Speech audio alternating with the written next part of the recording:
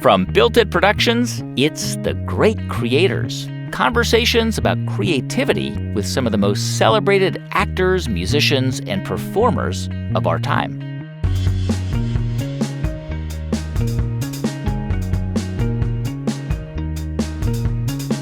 I'm Guy Raz, and today on the show, comedian and actor Billy Eichner on how to play the long game.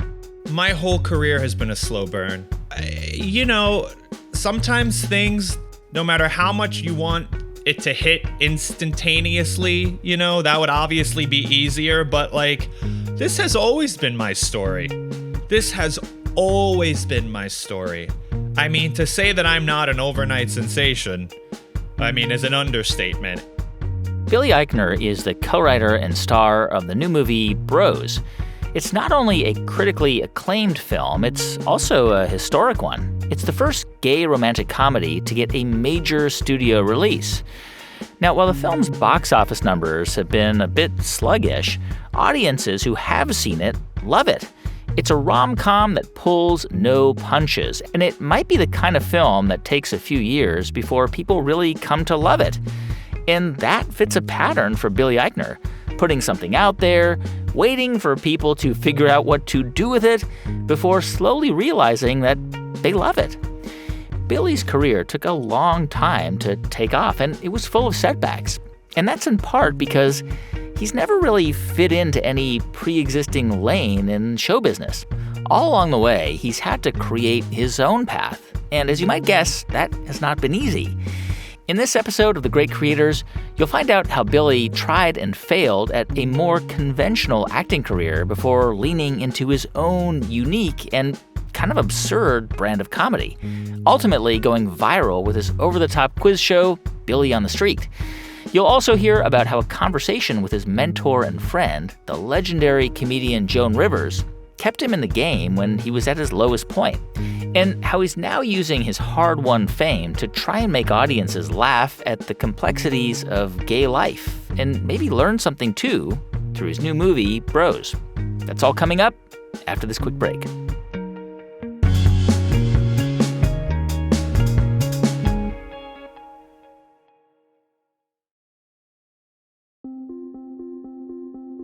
Billy Eichner is known for his big personality. He's loud, boisterous, and has always put himself out there seemingly with no reservations. And for that, he credits his family. I've always been strong. I've always been tough. I've really been self-reliant in certain ways, and I've always been very resilient. And that, I think, is actually a product of my parents loving me so much and so hard and so profoundly, that I was able to attack the world, attack the business that I wanted to be in, which is a very challenging one, especially for openly gay men, especially at the time I started out in it. But they gave me that confidence. Even when they weren't physically around anymore, I still felt it. It reverberated and still does. Billy Eichner grew up in the 1980s in Queens with his mom and dad in a middle-class neighborhood. From his earliest days, he was a theater and pop culture nerd. He loved going to Broadway shows and seeing performers like Barbra Streisand and Bette Midler. He even had a pop meets Broadway bar mitzvah with Madonna and Phantom of the Opera-themed decorations. And his parents were there for all of it. They not only supported his love of show business, they embraced it with gusto. My father at Barbra Streisand at Madison Square Garden was on his feet, for every song. I say that now and people are like, are you sure your dad wasn't gay? He wasn't gay. He just grew up in a time when,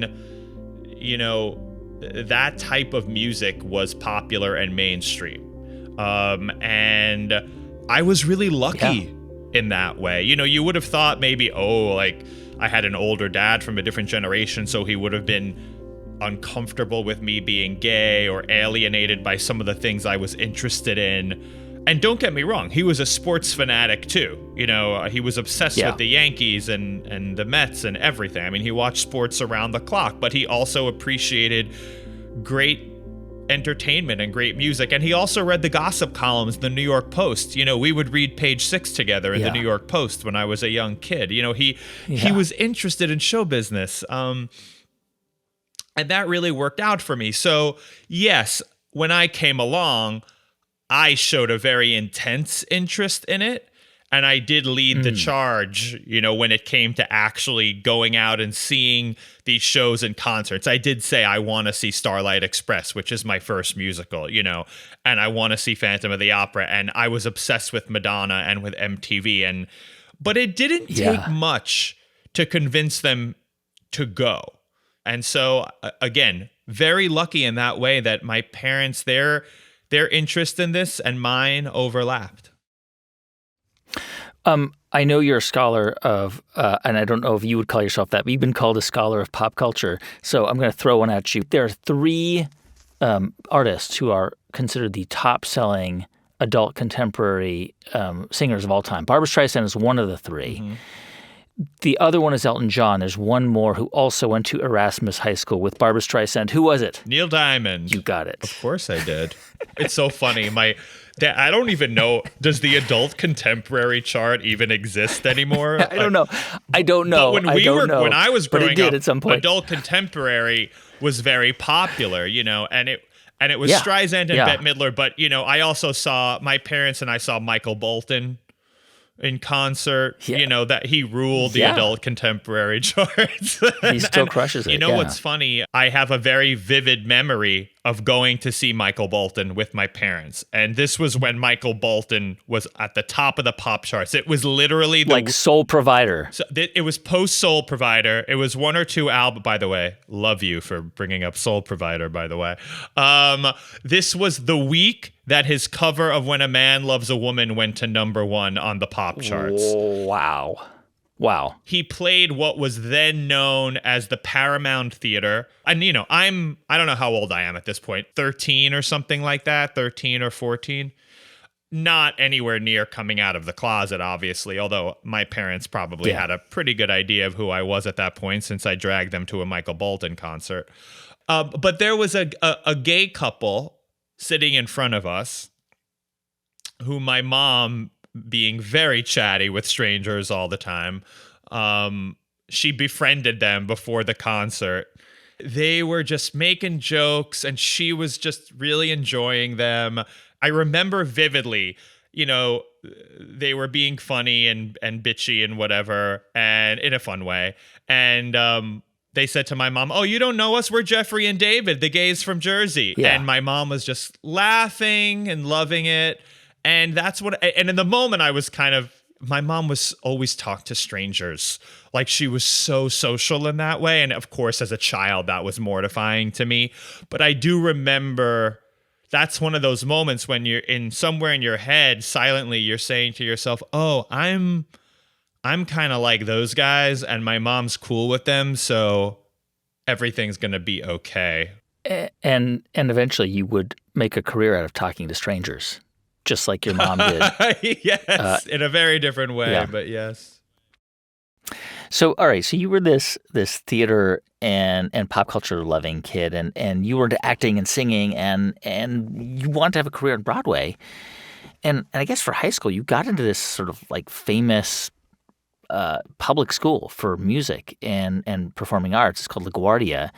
But you decided not to go. You went to this other very prestigious public school called Stuyvesant, which is kind of notoriously difficult to get into, but not at all focused on theater and art. No, it was the opposite. It was a math and science focused school, and you had to take an SAT-like test to get in with a verbal section and a math section.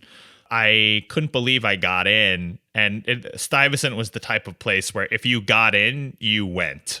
You went. Yeah. You had to go. You know, it was just looked at as something that, you know, was such a great and rare opportunity that if you managed to get in, you went. I'm sure I was never a good math and science student, which was ironic, nor did I have much interest in it. So I'm sure my verbal scores carried the day. You know, clearly you had this outsized interest in theater coming into Stuyvesant, but with this sort of math and science focus and being such a serious and competitive school, I mean, was there a strong theater program that you could even participate in? Stuyvesant didn't have a terribly robust theater program. My main source of performing in high school was on the speech team, which also became, the place where I met a lot of my close friends. To this day, my best friend, who was also turned out to be gay, and we came out to each other a week after we graduated high school. He's still my best friend to this day, 25 plus years later. I speak to him every day. We met on the speech team at Stuyvesant. Now, speech team is kind of this cultish thing. Not everyone knows what it is. Right. But essentially, and it's very odd, but when you're into it, you're very into it. You take scenes from plays and you perform them in a competitive way. And that was my outlet for performing, and I loved it. And there's different categories. There's ones where you're taking scenes from plays. There's comedy. There's drama. There are some solo categories where you can take like a 7-minute scene from a play, and you as one actor are playing all the different characters. Yeah. Then there's other things where you're writing speeches about various social issues, and that was a different type of category. But for me, those acting categories on the speech team, that's where I really found myself as a performer. You went to Northwestern and you studied theater there. And so clearly you were pursuing this. This was going to be your professional pursuit in some form or another. Yeah. Did you think that, all right, I'm going to do this, I'm going to get this degree? Because when you were there, you were studying, you were like studying Chekhov, right? And probably Shakespeare. You were doing serious roles. Northwestern is a real theater program. It's not a conservatory, which I liked about it. I didn't want to go to a conservatory where all you're doing is theater. I wanted to do a lot of theater, but I also wanted a sort of more traditional, well-rounded college experience. My dad and we went to visit. We took a tour, and I sat in on an acting class, and I said to my dad, I gotta go here. This is who I am. This is where I want to be. And in typical J. Eichner fashion, he said, if you want to go, we'll go. You're going to go. Like, if you want to go there, then we'll figure it out. And they did. And they were paying it off forever, and I was paying it off forever. But even so, the prices being as insane as they are, the friends I met there, my acting teacher, all of it was truly a life-changing experience. And you were not a comedic actor, right? Or were you? I know you were doing serious roles, but sort of inside of you, did you feel like you were more oriented toward comedy, or was that not even part of your identity? We did everything at Northwestern. There was a semester dedicated to Chekhov. There was a semester dedicated to Shakespeare, and one dedicated to Greek drama and Greek tragedy. There were more contemporary plays that we worked on. We worked on Angels in America. We ran the gamut from freshman year to senior year. I was also doing plays and musicals outside of acting class. And I was in the musical theater program as well. So there were singing lessons, and, we covered it all. I did know from people's reaction to me that comedy was a strength of mine. I knew that in high school, from those speech team competitions and from, the way I would get laughs in the live shows that I did in high school. I knew that people thought I was funny, and that I had some sort of natural comic timing. It's not something that anyone taught me. I don't know where I got it from, and I still think about that. Where did that come from? I don't know. Maybe I watched so many TV shows and movies as a kid that I just absorbed certain lessons about comedic timing, but I really don't know. So on the one hand, I didn't go around saying I'm a comedian. I didn't think of myself as a comedian. There's a huge improv scene at Northwestern, and a lot of really funny comedians and improv type improv types of folks came out of Northwestern. And I would go see those shows, and I loved them. It was entertaining and very impressive, but I was not on an improv team. I had no desire to be a comedian or an improviser. Yeah. I knew that in the realm of acting, I could do comedy and that not everyone could. It's just a unique skill that you kind of either have or you don't. And I could get laughs in a play, but I was just as much focused on doing scenes from Betrayal from Harold Pinter, and in a way that was always more interesting to me. I knew I could do the comedic stuff. I wanted to do everything. When we come back in just a moment, Billy moves back to New York City and finds himself lost in a sea of other aspiring actors. So, not getting a lot of traction, he creates his own opportunity. Stay with us. I'm Guy Raz, and you're listening to The Great Creators.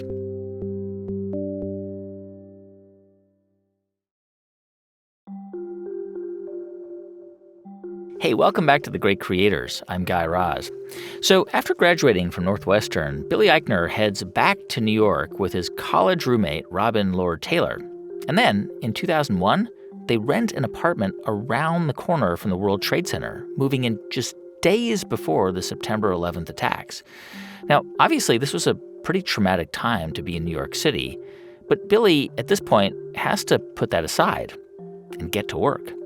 At that point, I was just doing the struggling actor thing in New York City. I was, buying Backstage newspaper every week, looking at open calls, looking at what the auditions were, sending out my headshot, trying to meet agents and managers, and, doing off-Broadway plays with my friends or friends of friends who had asked me to be in something. And then I started, at one point I was at an open call for an off-Broadway musical, and there were hundreds and hundreds of other actors there.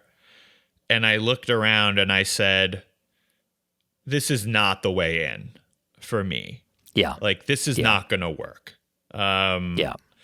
Because there's a million actors in New York who can sing well, and a lot of them are probably fine actors as well, and a lot of them are probably better looking than me, or sometimes it was like I was in the middle. I wasn't good looking enough in the conventional sense, nor did I project the energy of your typical romantic leading straight man. But I also, at the time, before I kind of turned myself into a quirkier character, I didn't necessarily present as a quirky character guy either. That's not the energy I brought into the room with me.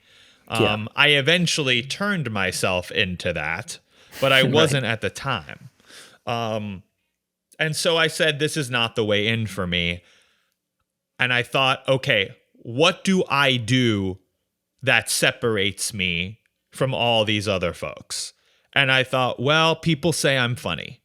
And I know that that's a rare skill. But I didn't know what I wanted to do in comedy. So, and I always, I always did well in school. So I looked to take a lot of classes. I liked having a teacher give me an assignment, because I didn't have the discipline to do it on my own at that point.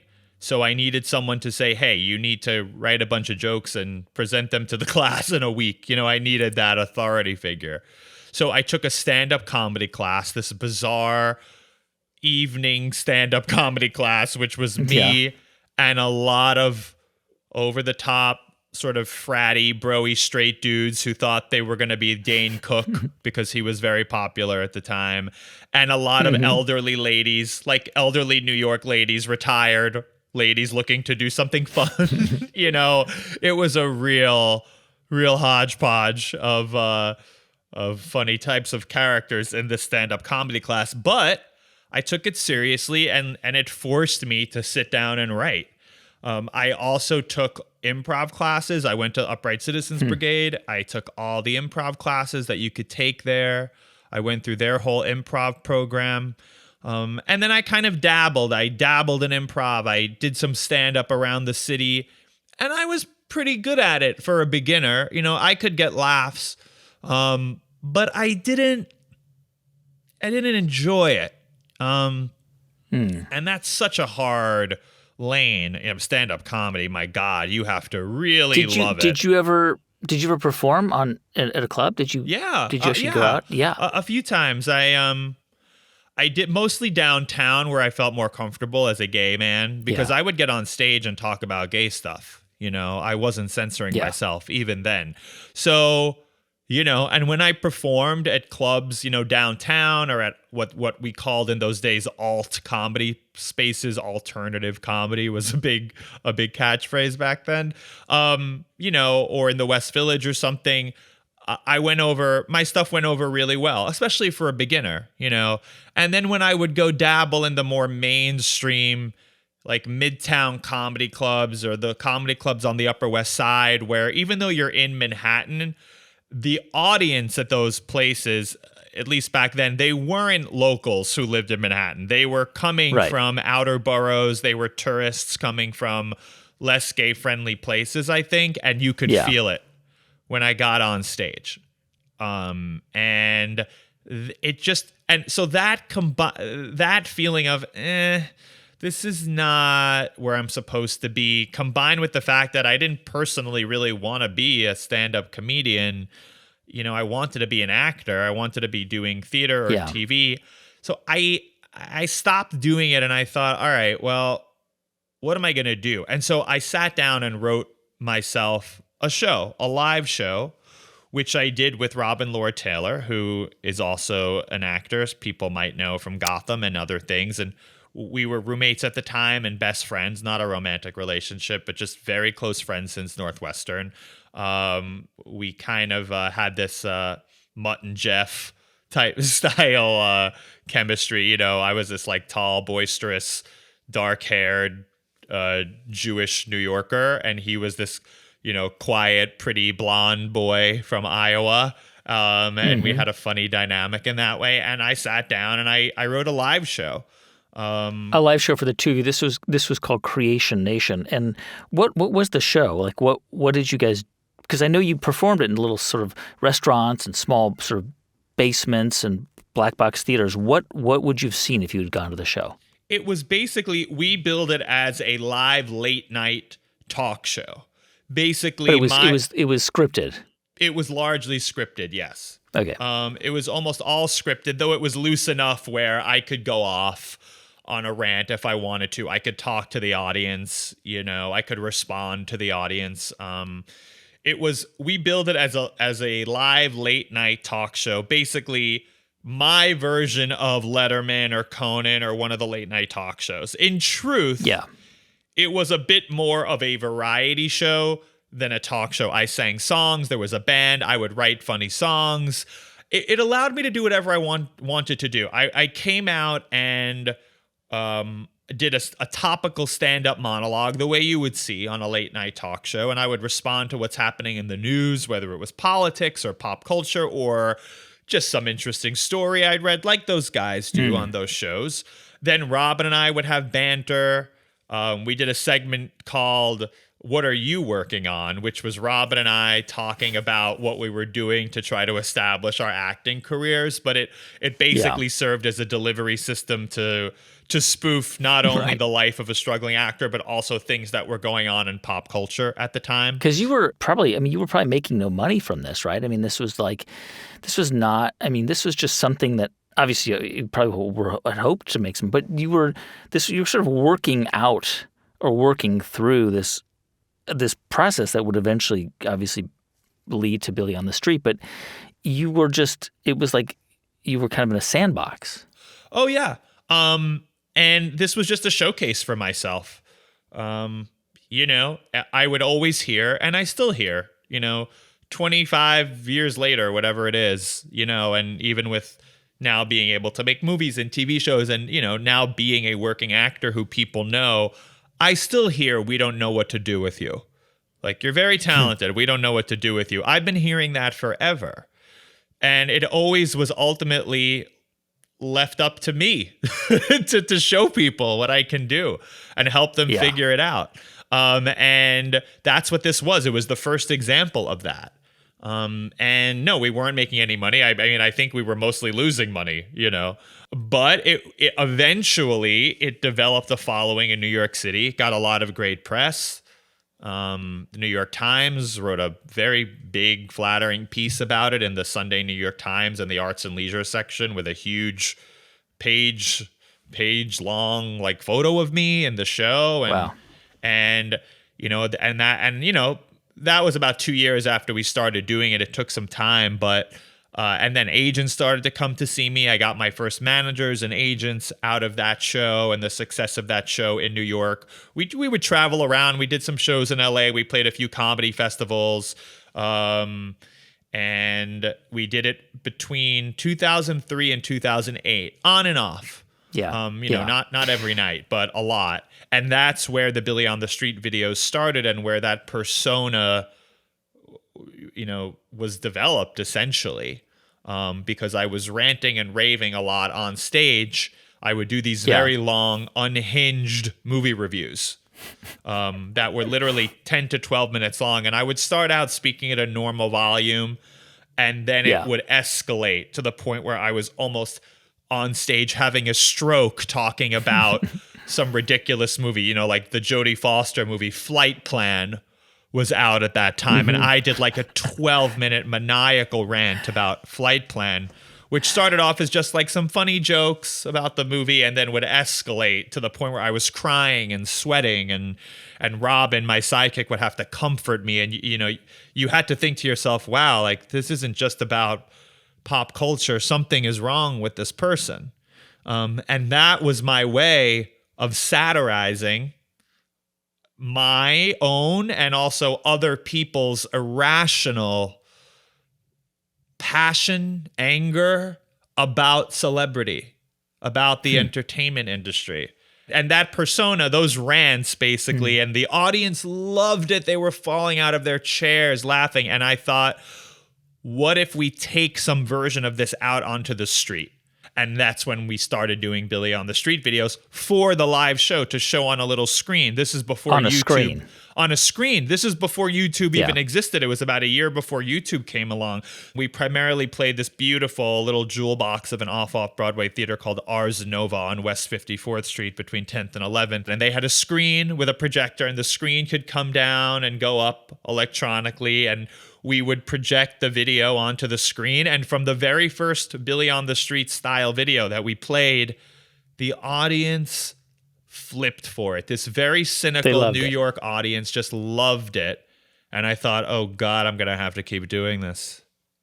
And you would rush up to people on the street, eventually you would. I mean, it was just like how it would eventually unfold. You'd run up to people, ask them questions, sometimes serious questions, and then just sometimes absurd questions, like out of nowhere.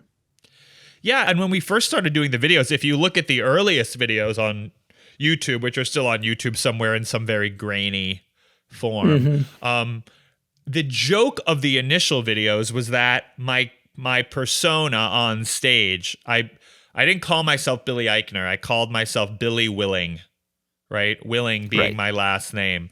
And so I would go, at this point in the live show, I would, like I said, I would do these long, unhinged movie reviews, which would end with me a total wreck on stage, an emotional wreck, and Robin having to console me. And I would stand up and say, it's pretty clear that I've been stuck inside my pop culture bubble. So I recently hit the streets to ask real people what they think about the real issues of the day. Take a look. And for the first, I'd say, third of the video, I would ask people about political things, important issues. I'd say, what do you think about the war in Iraq? We would talk about the economy. We would talk about whatever political issues were going on at the time, global warming, whatever was in the news. And then I would transition midway into the video and talk about celebrity again and go back and talking about entertainment. And that's when my hysteria would escalate. And that's when I would start running as opposed to walking. And, the video had a build to it, and things would get more frantic and crazy to the point where I was running around and screaming at people about celebrity. And the point of this was to say, yes, on the surface level, the interactions themselves are funny, and, the way I'm interacting with people, and they're New Yorkers, so they're giving me attitude back. But beyond that, the point I was trying to make was, as hard as I try, I know I should be focused on more important things, but I cannot get out of this cycle of obsessing and being almost irrationally passionate about entertainment. That it's always going to come back to that. It's like a vicious cycle I can't get out of. So, and when we put those videos online, they're very funny, but they did not go viral. They were 7 minutes long.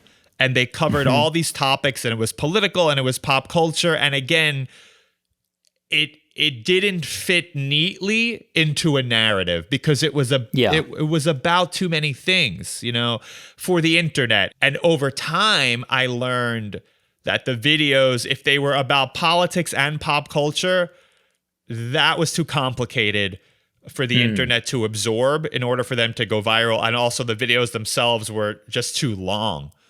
And so I started to make videos that were only about specific pop culture topics. And I eliminated all the politics from it to make it more internet friendly, because I saw the types of videos that were going viral. And so I made a video about the Oscars, and I put it out the week that the Oscars were about to happen. And that was my first Billy on the Street video to go semi-viral. Then I did a video about Sex and the City 2. And I put it out. And I thought, I'm going to go out. Sex and the City 2, which made a lot of money, actually, but got, ripped apart by critics and people in the culture. But I was a big Sex and the City fan. And the weekend that happened, I thought, I'm going to go out and make a video defending Sex and the City 2. That's going to be my take on it, right? And why can we have 8 million Spider-Man movies, but we can't have 2 Sex and the Cities, And my persona I actually did feel that way. But also I thought it was a very funny take for my character to have. And that video went pretty viral. And that led to Funny or Die, the comedy website at the time, which is now more of a traditional TV and film production company. That led to them contacting me and saying, hey, we love your videos. Do you want to work together? Which led to us pitching the TV version of Billy on the Street and ultimately doing that show. So you're getting a following now with these videos, and you're getting to be reasonably well known in some circles. And I guess at this point, Bravo wants you to be part of a pilot for a potential TV show. Yeah, they put me on a pilot with Joan Rivers and Andy Cohen before he had his own show, and it was called Joan Rivers Straight Talk. And the idea was that it was going to be a show like The View, but in prime time. And instead of Barbara Walters and 4 different types of women, it was going to be Joan Rivers and 4 different types of gay men. Right. And I think essentially was playing the Joy Behar role, the comedian. Right. Other than Joan, obviously, who was, anchoring it. And we did the pilot for that, and Joan Rivers and I became very close, but the pilot never got picked up. Yeah. And I think this was kind of a tricky time for you as well, because it seems like you finally had this momentum with Billy on the Street. It was starting to go viral a bit, but then there wasn't like a clear, logical next step, right? And then this pilot wasn't picked up, and I think then I read that your agent dropped you. My manager dropped me. A manager who had told me that same year that my live show was too gay. I remember her calling me and saying, I feel like I'm failing you. I can't get you on The Daily Show. I can't get you on SNL. I don't know what to do, which was her way of saying, I'm dropping you. What did you think about that? Was it sort of a low point in your career? It was. It was the beginning of a low point because Creation Nation led me to having all of these close calls with major things, the head of one of the biggest agencies, who is a great guy, very smart, a legend in Hollywood. And he said to me, you're going to have your own talk show in a month. you're too good at this. Like, this show's going to blow people away. I had a lot of those types of conversations where people were telling me, oh, you're about to blow up. And I got close, but it didn't happen. And then all of a sudden there was nothing. And the same people telling me I was about to blow up all dropped me. I mean, were you in a creative rut? I mean, when you were sort of feeling like you weren't moving forward, you weren't getting opportunities, was it hard for you to write, or were you still able to write content and material? I'm sure I had my days where I moped around a bit and wasn't feeling particularly inspired. Yeah. But I still kept performing. And doing Billy on the Street. I kept doing Billy on the Street videos, even though we weren't doing the live show anymore. I kept doing Billy on the Street videos and hoping that they would catch on. It took a while. Eventually they did. And then I started doing a solo show in New York without Robin. It wasn't Creation Nation. It was like scaled back. I just kept going, even though it was discouraging, I just kept going. You got Funny or Die. You alluded to this earlier, but Funny or Die, Mike Farah, Funny or Die, I think the co-founder of Funny or Die contacted you. Eventually they would work with you on Billy on the Street. Because I think up until you kind of signed that deal with them, you were really struggling, right?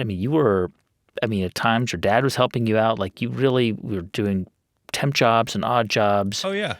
To finance your acting stuff. Right? Because you were broke.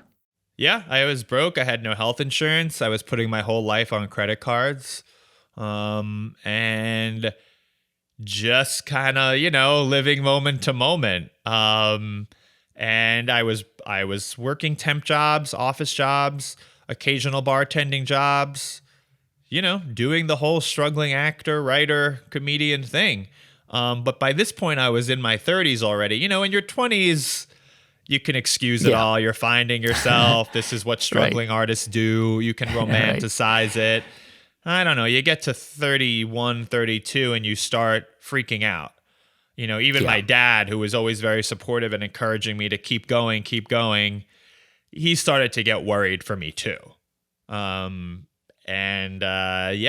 a very nerve-wracking place to be. Kind of scary. But I always just, I'd feel scared for a moment and then I would just ignore it and choose to forge ahead and just, somewhere, I guess I thought to myself, this will all figure itself out in some way. And when it really comes time to stop trying, I'll stop trying. But I didn't want to stop trying. When you signed that agreement with Funny or Die, and eventually they would sort of work with you on getting Billy on the Street syndicated on television, I have to assume that really was sort of a turning point, right? Like that was the game changer for you. What happened at my lowest point, right before we started to pitch Billy on the Street as a TV show, is I was feeling very frustrated. And I remember thinking, I don't understand. Like all these people are telling me I'm so funny and talented, and they're not just sucking up to me because I'm not worth sucking up to. I'm no one. I have no power. I'm getting all these great reviews, and a very cynical, very critical New York audience is falling out of their chairs laughing, and yet I can't get a job. And I didn't know what to make of that. And I reached out to Joan Rivers, and who you had met when you had done this pilot with her, right? Yeah, and Joan really loved me. She would come and watch my live show. Wow. I mean, she was so supportive and, so encouraging, and was always talking me up wherever she went. She would like drop your resume and DVDs of you off at late night talk shows, or she would go on those shows, right? So she told me, she said, I want you to drop off DVDs of your Man on the Street videos at my building.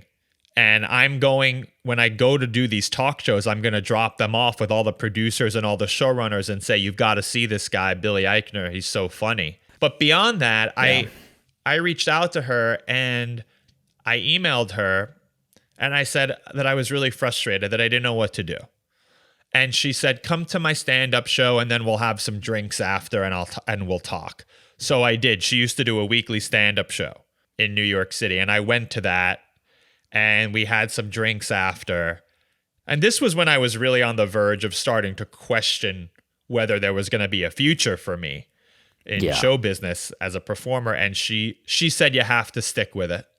She said, I watched all of these great ones come up through the comedy ranks, Robin Williams and Billy Crystal, and she loved Howie Mandel. And she said, and I don't necessarily agree that this is true, but she said to me at the time, maybe she was just being nice, but she said, I've seen them all come up and you can run with those guys in your own way. She just said, you're so unique.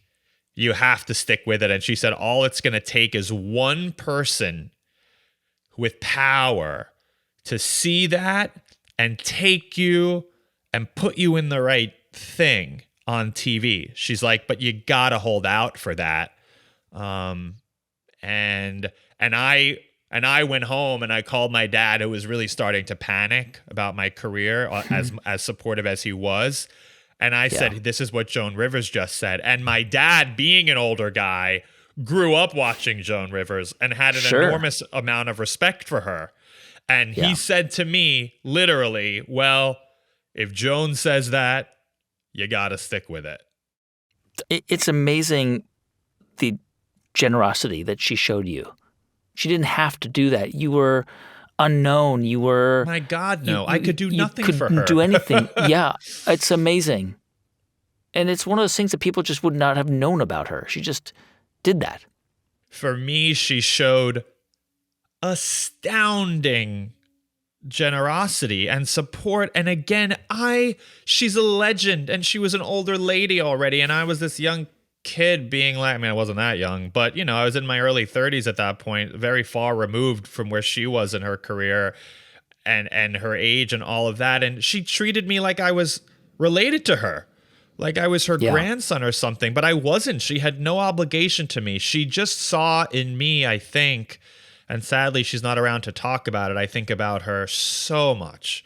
But she saw in me someone who, like her when she started out, was boisterous and outspoken, and opinionated, but not a cookie cutter type of person, not someone who was going to be the romantic lead, and she wanted to support me because she really got it,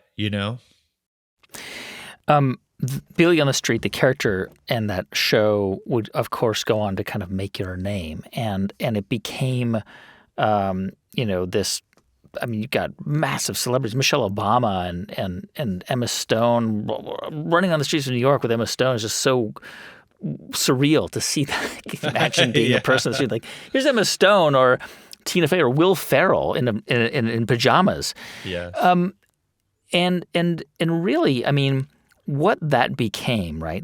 That sort of persona that you inhabited and doing things for Conan O'Brien. I mean, the people should go check this out. Just being backstage watching Madonna rehearse, and it's so funny. And Madonna is yelling at you, and you yelling back at Madonna, and you telling her how much you love her and want her to play Vogue, and her telling you she's not going to play Vogue. And and remember, my bar mitzvah was essentially Madonna themed. A Madonna themed bar mitzvah. So you can imagine how unbelievable this was for me.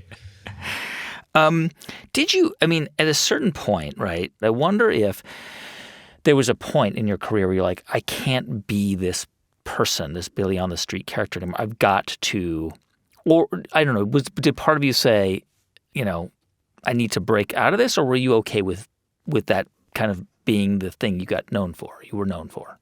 Oh, I'm more than okay with it being the thing I got known for. I love it. It still makes me laugh. When it's funny, it's funny. It's not for everyone. But I've never been for everyone, and I love how much joy it brings people, and it's self-created, and it's amazing because when I did start doing it, even the people who liked it would say, it's very funny, but it's, he's very loud and he's very gay and he's not for everyone, and it's a bit niche and it's a bit too New York. But now, I mean, you look on TikTok, years and years later. And these clips, there are clips with tens of millions of views. So, sometimes it takes the culture a minute to come around. Sometimes it takes the right platform. But every time Billy on the Street has gone on a new platform, whether it's Netflix or this TikTok or this, that, and the other thing, it always finds a new audience. And the people who like it are really delighted by it. And I'm very proud of that. And it took an enormous amount of hard work. That show is a killer to do. Harder than anything, maybe other than, writing a comedy script is the only thing that compares, but even that's not as physically exhausting. So I love it and I'm very grateful for it. That said, I remember when we were going out to sell Billy on the Street as a TV show, a friend of mine I went to Northwestern with who knew that I was much more than Billy on the Street, who had seen me do plays and musicals and that I knew that I could do a wide variety of things. I remember her telling me, "Are you afraid that if this takes off, you're just going to get stereotyped as this one thing because you want to be an actor. You don't want to be a guy screaming at people on the street." And I said, I have a feeling, being as savvy about show business as I am, that if it does take off, that will be an issue. But that it was worth the risk because at that point I needed something to take off. And that and if I was lucky enough where Billy on the Street became a big thing and I got associated with it and it was so popular that enough people knew about it where stereotyping would become a problem, in a way that I would be in a lucky position, because that in and of itself at the time that I would be in a popular anything felt like a miracle. However, I knew that it was the risk I was taking, and I knew it would happen, which is part of the reason. I could keep doing Billy on the Street forever, whether it's online or on TV. That thing is very popular. I could get paid a lot of money for it, but I drew a line in the sand and I said, okay, I've done this as well as I could do it. It's ultimately just a little sliver of who I am as a creative person. And I have to try other things and open up my schedule to allow time and energy to focus on, other projects and other types of roles. Opening up that space did allow Billy to try his hand at many new things, including a groundbreaking film project with Judd Apatow. More on that after a quick break. I'm Guy Raz, and you're listening to The Great Creators.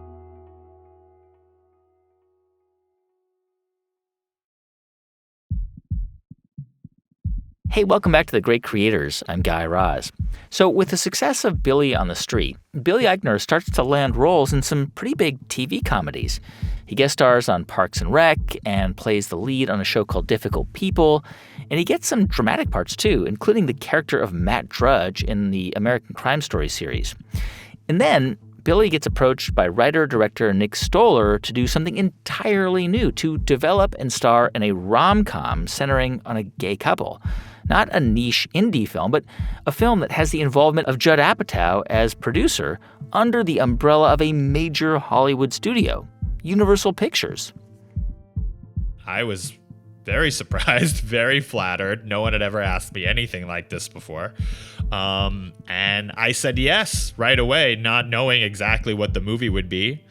But there were a few things I thought right off the bat or soon thereafter. I said, number one, it has to be authentic to gay male lives, or at least the life that I lead. I can't speak for all gay people, but I know the life that I lead when it comes to dating and relationships and sex and intimacy and the issues we face. And I know the lives that my gay friends lead, and we've been out for many years, and I wanted to make sure that the movie, in a comedic, lighthearted, uplifting way, because it is a studio rom-com, and I wanted it to be all those things, but presented our lives with some sense of authenticity, and not with the edges sanded off, with no with no exaggerated concern for us being palatable. I wanted to be honest. That's it. I wanted to be honest. And I liked the idea of building a movie around a very outwardly confident gay man, someone who didn't seem, at least on the surface, unsure of himself. I think a lot of the gay male characters that we see, not all, but some, there's an audience out there that gravitates to how unsure they are, and we kind of have to walk on eggshells around what our lives really look like in order not to scare off certain people in the audience, including gay men, by the way, who I think it's so rare for our lives to be reflected with any amount of authenticity that sometimes gay men themselves get a little scared of the reflection. Right. And so, but I wanted to make sure that we did all of that. And Nick was very much on board with that. And we started off with the idea of what happens when a very confident, self-reliant man who prides himself on not needing an intimate relationship, though he may be very out and very sexually active, but who is keeping love and intimacy at arm's length. What happens when that person falls in love for the first time? How does that change that person? How do you navigate that relationship? And that was an idea that I thought could be compelling. Tell me a little bit about how you and Nick worked on the script, because I can't imagine how challenging it is not just to conceive of a film idea, but then to collaborate on it. You said you wanted to bring authenticity to it. So was that the kind of the role you played in the script writing, really focusing on specific details around how you wanted this film to be? Yeah, I mean, in terms of the way Nick and I work, look, he was the first to admit he didn't know much about, the gay world, in a granular sense. I mean, he knew broadly what some of the elements were, but obviously he's a straight man who's been married to a woman for many years and has 3 children and leads what we would describe as a, quote unquote heteronormative existence. And I very much don't, as a single 44-year-old gay man without children, sort of still on the dating scene and all that. But, I would write scenes. He would write scenes. There was definitely some educating to do. I had to take out my phone and say, this is Grindr and this is how this works. And here's how my gay friends deal with monogamy or don't deal with it. Or, here's how we don't follow the heteronormative rules all the time. And we make our own rules and have and here are the issues we face when it comes to 2 men being in a romantic relationship together, which is a little different than a man and a woman. Obviously the dynamic is going to be a little different. I had to explain all of that over time. And he was always very open and receptive. And actually, even when some of it was eye-opening for him, he loved that about it. He thought, oh, wow, like this is not just going to be funny, but especially for straight audiences will be kind of fascinating. Because it's giving you a little peek at a culture you might think from seeing gay men on sitcoms or Queer Eye or something, but you don't really know what it's like on the day-to-day. And so that there was potential for it to be not only very entertaining and delightful, which of course we wanted it to be, but actually just flat out interesting on some level. You've talked about your frustration with how long it's taken Hollywood to make a film like this. And certainly there have been prominent films about gay people and gay themes at this point. But they've been made, by and large, by straight artists about gay people, right? There's Philadelphia and Brokeback Mountain, Milk, the biopics of Freddie Mercury and Elton John. And the difference here with Bros is sort of, I guess, sort of twofold. First, it's not like a big epic story, but it's just sort of about authentic everyday life. And also, it's told almost exclusively by LGBTQ people, right? My understanding is that the cast, even the crew, were almost entirely LGBTQ. And this is not some small indie film. I mean, this is a major film by Universal. This is kind of historic. I mean, it's a comedy, but it's important. I mean, there have been very few movies like this produced at this scale, which got this type of wide release and distribution, not only domestically, but globally. As I talk to you right now, and I don't know when this is getting released, but, me and Luke McFarlane, who plays Aaron, my love interest of the movie, and Nick Stoller, we're about to go on a global tour with Bros. We're going to Sydney. It's in 3,000 theaters in the U.S. alone. that's just in the United States right now. And then we're going to Sydney and Melbourne. We're playing the Rome Film Festival. We just premiered at the London Film Festival. We're going to Amsterdam, So, in terms of it being important, what was most important to me was to make a funny, honest, heartwarming movie. That the movie itself work as a movie. You don't sit down to write a movie that's important or historic. You don't say, let's write a historic, important scene today. You sit down and write what feels funny and honest. That's all we did. It's for other people to decide, I guess, how important it is to them. Everyone will and has had a different take on that. But ultimately, it is very rare. You don't see many movies like this, R-rated gay comedies that are as raw and authentic in the way it presents our lives as Bros is, and it has an all LGBTQ cast, even playing the straight characters, which, as you mentioned, there's this very long history in Hollywood of the most high profile LGBTQ roles being played by straight actors. So we very rarely gotten to play our own icons. It's very rare that we even get a chance to tell our own stories in this way. But so I guess it is rare and special in that way. I think it is. But for the most part, we didn't sit down to write an important movie. It was important to me that because we've gotten so few movies like this over the years, produced at this scale, that I did want the movie to nod to LGBTQ history.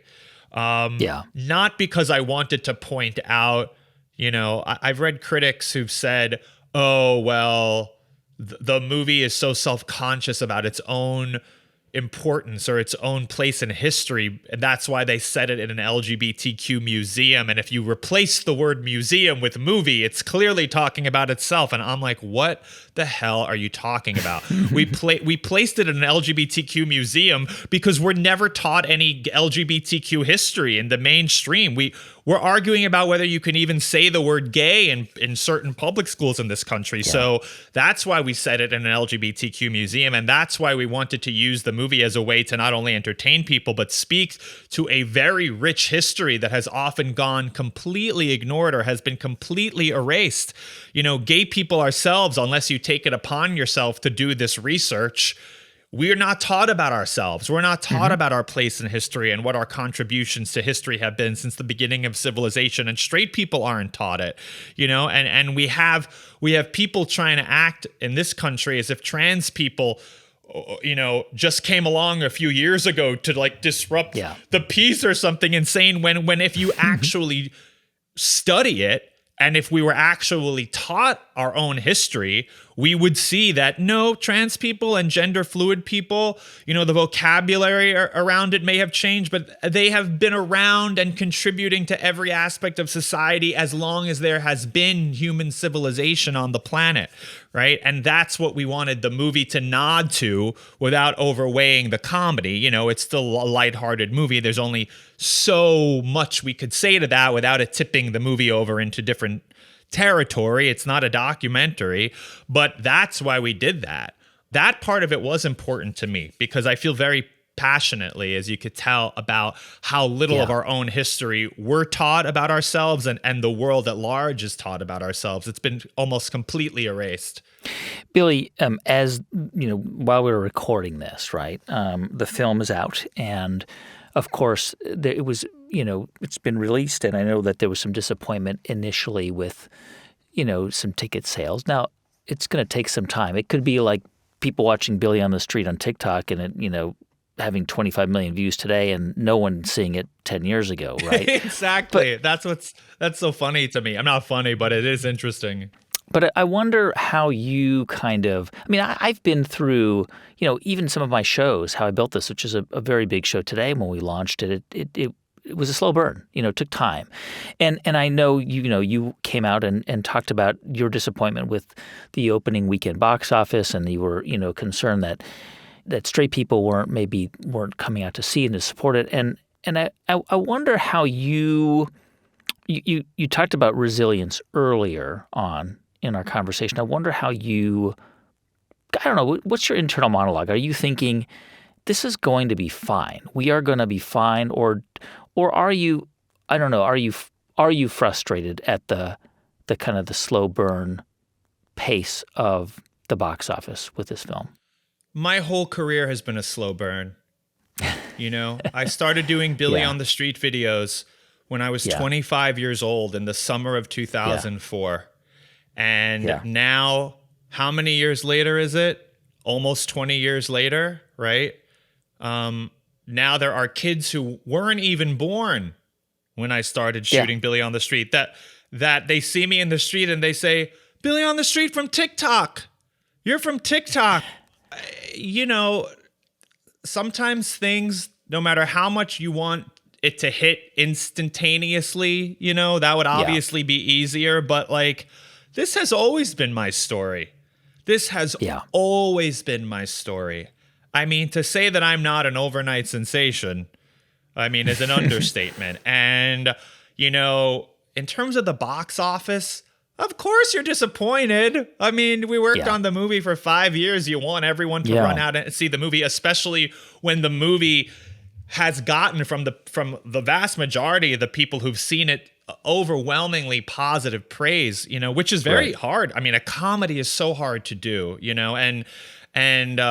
it's one of the hardest things I've ever had to do in my life is write this script. It's the first movie I've ever written, the first movie I've ever starred in, and it has such good reviews, and the audience that does go see it rates it so highly. So I guess, we're hoping, and we still hope, whether it's at home, on streaming, on demand, or on a plane, I don't know, where that somewhere along the way, the audience will discover the movie and say, hey, yeah, this is about two gay men, but I can still relate to it. It's still funny to me. I can still feel what they're feeling. That's the joy of watching movies. That's why we go to the movies, is to try to understand each other a little bit more in addition to being entertained. So, I hope that there's still, that people continue to discover the movie in whatever way they like to watch comedies now. What do you want people to walk out of Bros feeling? Just a warm, fuzzy feeling? Or do you want people to walk out and say, this also was a film that, opened my eyes to gay life, or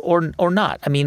What would you ideally want somebody to feel when they left that theater? I think it depends on who you are going into it, right? Yeah. I want people to feel that they were really entertained, that they had a great time, that they laughed a lot, that they laughed more than they usually do. And I want people to also to walk away with feeling that, gay men, like any other human being, we're complicated creatures. And that what you see on the outside, sometimes there's a lot more going on underneath.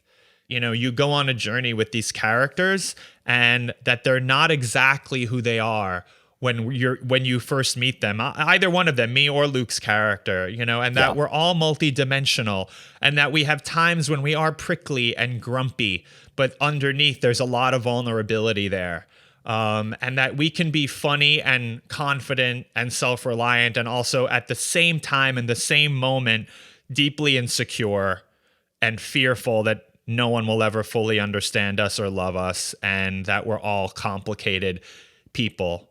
We're not just the wacky best friend. We're not just the sidekick. Yeah. And so I want people to be really entertained. I want them to feel hopeful. And I guess I do want people to walk away with more of an understanding about what my story has been, what the story of many gay men and LGBTQ people, especially in my generation, has been. Yeah. And I think it's really important that for all of my comments and all of my hopes for the audience at large, meaning straight people, to discover the movie and love the movie, I am a gay man of a certain age, and I'm from the generation I'm from, and it is important to me and has been really meaningful to me. So much of the audience who has seen the movie so far, the vast majority of them are gay men. That doesn't mean every single gay person wants to see the movie or likes the movie, but the vast majority that has seen it at this point has been gay men, and I have been overwhelmed by the amount of private messages I've received from strangers, other gay men who have been very moved by the movie. And I'm getting emotional talking about it. That really means a lot to me. Yeah. So, I don't know.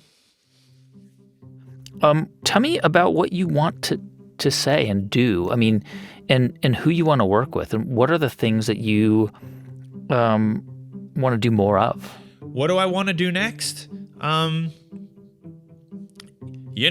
just want to keep acting in things, probably keep writing things. At the end of the day, there's always been this lingering, question around me, no matter how successful I get.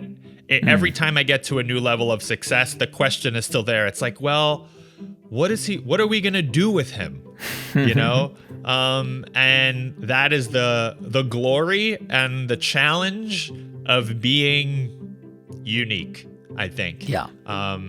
And I've often had to tell people what to do with me, or say, you know what, here's what I want to do. I'm not just going to be the one thing that, because it's the first thing you saw me do, is the one thing you will continue to let me do. I am an artist and I'm a creative person, and you can come along for the ride. You can be a fan, you cannot be a fan, but I am going to continue to, kind of go after the things that are stories I think are important to tell, that are roles I think that will challenge me and allow me to grow as a creative person, as an actor, as a writer. And that could be any number of things. That could be a dramatic movie. That could be a comedy special. That could be something on Broadway. I mean, those are all things that I want to do eventually. And I just I keep putting one foot ahead of the other foot. And I just keep working really hard. That's what I've always done. That's always been the answer for me. Work really hard and drown out the noise and just focus on doing a really good job. That's comedian, writer, and actor Billy Eichner. And beyond Bros, Billy continues to break new storytelling ground. One of his upcoming movie projects is about divorce in the era of gay marriage. It's called Ex-Husbands. If you want to explore some of Billy's early work, we've compiled a few of our favorite Billy on the Street videos. To find those, go to the show notes for this episode at thegreatcreators.com/Eichner. And you can find all of our episodes at thegreatcreators.com.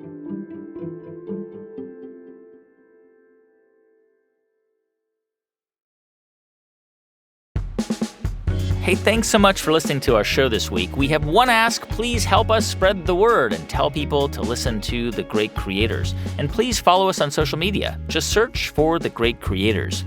This episode was produced by Michael May and edited by Jessica Deal with help from Jeff Rogers. Thanks also to Kevin Leahy, Elaine Coates, Jenna Gedman, Nat Hoops, Andrea Bruce, Michelle Triant, and Daniel Shukin.